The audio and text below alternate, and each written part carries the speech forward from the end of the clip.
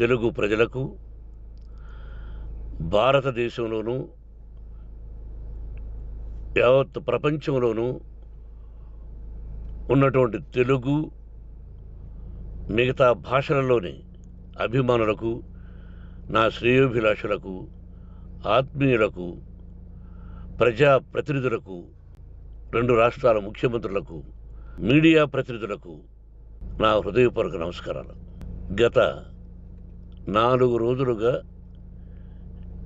ఏమేమి జరుగుతున్నదని అందరికీ తెలుసు. ముఖ్యమంత్రులకు కూడా తెలుసుంటుంది. ఎందుకంటే వాళ్ళు ఎన్నో సమస్యలతో తలమునకలై ఉంటారు. కానీ ఎవరో ఆయన పర్సనల్ సెక్రటరీస్ చెప్పుండొచ్చు. నా హృదయంలో ఉండే ఆవేదన ఏమిటంటే కుటుంబ సమస్యల్లో ఎవరైనా పర్మిషన్ లేకుండా ఇతరులు జోక్యం చేసుకోవచ్చా? మీరే ఆలోచించండి. 100% అనాల్సిన అవసరం లేదు. కనీసం 95-99% కుటుంబ సమస్యలు ఉంటూ ఉంటాయి. అంటే మేమంతా నటులం కాబట్టి మా విషయాలు, పాపులర్గా ఉన్నటువంటి రాజకీయ నాయకుల విషయాలు, కొంతమంది ఉన్నవి లేనివి, లేనివి ఉన్నవి చెబుతూ ఉంటారు. చెప్పేవాడు కూడా ఆలోచించాలి, వాళ్ళ మనసులు, వాళ్ళ కుటుంబ సమస్యలు అని. ఇదంతా ప్రజలకు తెలుసు. కానీ ఎందుకులే మన పనులు మనం చేసుకుందాం అని అందరూ సైలెంట్గా ఉన్నారు. ఇప్పుడు ప్రజలకు కూడా, కొంతమంది రాజకీయ నాయకులు కూడా ఆలోచించుకోవాల్సిన విషయం. విజువల్స్ చూడండి, టీవీల్లో వస్తున్నాయి, సోషల్ మీడియాలో వస్తుంది. రాత్రి 8 గంటలకు గేటు తోసుకుని నా బిడ్డ మనోజ్ కుమార్ వచ్చాడు. అది రైటా రాంగా పర్సనల్ విషయం, తర్వాత మాడుకోవచ్చు. పత్రికాధిపతులు, అది పత్రికా సోదరులు 4 రోజుల నుంచి నా ఇంటి ముందు మనుషులను పెట్టుకొని, వ్యాన్లు పెట్టుకొని అలా ఉండడం ఎంతవరకు న్యాయం?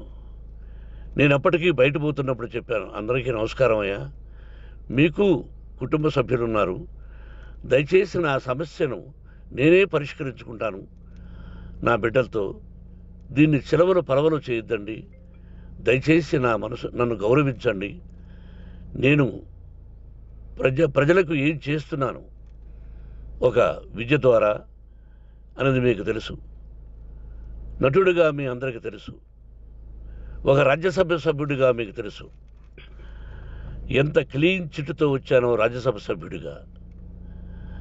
నా హృదయంలో ఉండే ఆవేదన చెప్పనలవే కాదు, మీకే చెప్పాలి. ఈ రోజున ఈ మీడియా సోదరులు ఎంత కల్పితాలు, ఎంత నెగటివిటీ నన్ను గురించి చెప్తున్నారో మీ అందరికీ తెలుసు. దానికి నేను బాధపడడం లేదు. మీరు ముఖ్యంగా తెలుసుకోవాల్సింది, రాత్రుల్లో గేటు తోసుకుని, గేటు పగలగొట్టి పర్మిషన్ లేకుండా ఎవరైనా రావచ్చా? మీరే చెప్పండి. వచ్చిన వాళ్ళు అందరూ మీడియా సోదరులా, లేకపోతే ఇంకెవరైనా నా మీద పగ, రాగద్వేషాలతో ఏదో ఒక ఛానల్ చేతిలో పెట్టుకుని అలా వచ్చి ఉంటారేమో సందేహం. కానీ వాళ్లను కొట్టాలని, తిట్టాలని మనసా వాచ దైవ సాక్షిగా నేను అలా ఆలోచించేవాడిని కాదు. ఎందుకు? వాళ్ళు ఉద్యోగస్తులు, నేను కూడా ఉద్యోగస్తునే, అందరూ కూలివాళ్ళం. భగవంతుడు ఇస్తుంటాడు మనకు కూలి. ఎవరికి ఏమిటి అనేది ఆయన నిర్ణయిస్తాడు. ఇది మీ అందరికీ తెలుసు. వాళ్లకు నేను చెప్పినా వినకుండా ముందు నమస్కారం పెట్టాను. అయినా అతను నేను కొట్టామనే చెప్తున్నారు తప్ప, మైక్ తీసుకెళ్ళి నోట్లో పెట్టాము, నా కన్ను పోవలసింది.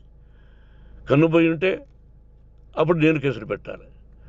అది నా కన్ను పోలేదు, కొంచెం తగిలింది కంటి కింద, నేనే ఎస్కేప్ అయ్యాను.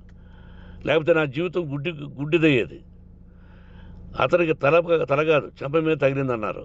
ఓకే, ఆ చీకట్లో ఎలా జరిగిందన్నది వాస్తవమే. మైకు లాక్కోవడం, వాడు నన్ను కేకలేయడం, ఆ దీనిలో ఘర్షణ జరిగింది. నేను కొట్టిన దెబ్బ అతనికి తగిలిండొచ్చు, తగిలింది అన్నారు. దానికి హృదయపూర్వకంగా బాధపడుతున్నా. అతను నాకు తమ్ముడే. ఒక తల్లి బిడ్డలం కాకపోయినా I love them, I like them. అటువంటిది ఈ రోజుకి బాధపడుతున్నా నేను. అయ్యో, అతని భార్య ఎంత బాధపడుతుందో, అతని పిల్లలు ఎంత బాధపడుతున్నారో అని నేను ఆలోచిస్తున్నా. మరి నేనెంత ఆవేదనకు గురి హాస్పిటల్లో అయ్యానో. నటించింది సినిమాలో నటిస్తాను తప్ప నిజ జీవితంలో నటించాల్సిన అవసరం లేదు. నాకున్నది ఒకటి ధైర్యం, సాహసం. నీతిగా, న్యాయంగా, ధర్మంగా బ్రతకాలన్నది నా ఆలోచన. ఎందుకు కొట్టాలి? గేటు బయటుండి నేనేమైనా అసభ్యకరంగా వాళ్ళని కొట్టుంటే డెఫినెట్గా నా మీద 50 కేసులు కాదు 100 కేసులు పెట్టి నన్ను అరెస్ట్ చేయొచ్చు. లేకపోతే నేనే పోలీస్ స్టేషన్ పోయి, అయ్యా, ఆవేశంలో నా ఇంటి బయట ఉన్న వాళ్ళను కొట్టాను, నాది తప్పే అని పోలీస్ స్టేషన్కి ధైర్యంగా పెడతాను. కానీ ఇంటి లోపలికి వచ్చి నా ఏకాగ్రతను, నా మనశ్శాంతిని భగ్నం చేశాడు. ఆల్రెడీ నా బిడ్డ చేస్తున్నాడు. అయినా నీ కన్నబిడ్డ, ఎప్పటికీ నీ కన్నబిడ్డే. ఏదో ఒక రోజున న్యాయం జరుగుతుంది, మేము కూర్చొని మాట్లాడుకుంటాం. దీనికి మధ్యవర్తులు అక్కర్లే. కుటుంబ సమస్యలకు బయట వాళ్ళని పిలిపించి ఇలా చేయండి, ఇలా చేయండి, మీరు ఇలా మాట్లాడండి అని చెప్పక్కర్లే. కట్టు బట్టలతో మద్రాసుకు వెళ్ళేవాడిని. ఆల్రెడీ మీకు చెప్పాను. పైసా లేకుండా కట్టుబట్టలతో, చెప్పులు సగం కింద అరిగిపోయి అలా వెళ్ళినవాడిని. మా తల్లిదండ్రులు అద్భుతమైన జన్మను ప్రసాదించారు. ఒక్క పైసా ఇవ్వాల. నా కష్టార్జితంతో నేను సంపాదించి ఈరోజు నేను కులమతాలకు అతీతంగా 25% ఫ్రీ ఎడ్యుకేషన్ ఇస్తూ నా స్థాయిలో నాకు తగిన సహాయం చేసుకుంటూ, వరద బాధలు వచ్చినా, ఇంకోటి వచ్చినా, అన్నయ్య ముఖ్యమంత్రిగా ఉన్నప్పుడు కూడా ఎన్నో చేశాను.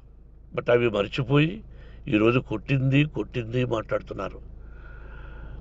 ప్రజాప్రతినిధులారా, నా అభిమానులారా, తెలుగు ప్రజలారా, తమిళ, మలయాళం, కన్నడ అభిమానులారా, ఆలోచించండి. నేను చేసినది తప్పు, కొట్టినది తప్పు. ఏ సందర్భంలో కొట్టాల్సి వచ్చింది? మీ ఇంటికి దూరితే ఒప్పుకుంటారా? మీ ఏకాగ్రతను భగ్నం చేస్తే ఒప్పుకుంటారా? మీరే ఆలోచించండి. న్యాయాధిపతులు కానీ, ప్రజాప్రతినిధులు కానీ, అభిమానులు కానీ, వ్యాపారస్తులు కానీ, ఇదే మీడియా ప్రతినిధులు కూడా వాళ్ళ ఇళ్ళకి ఎవరైనా దూరి, ఏయ్, మమ్మల్ని గురించి ఇలా రాశావు,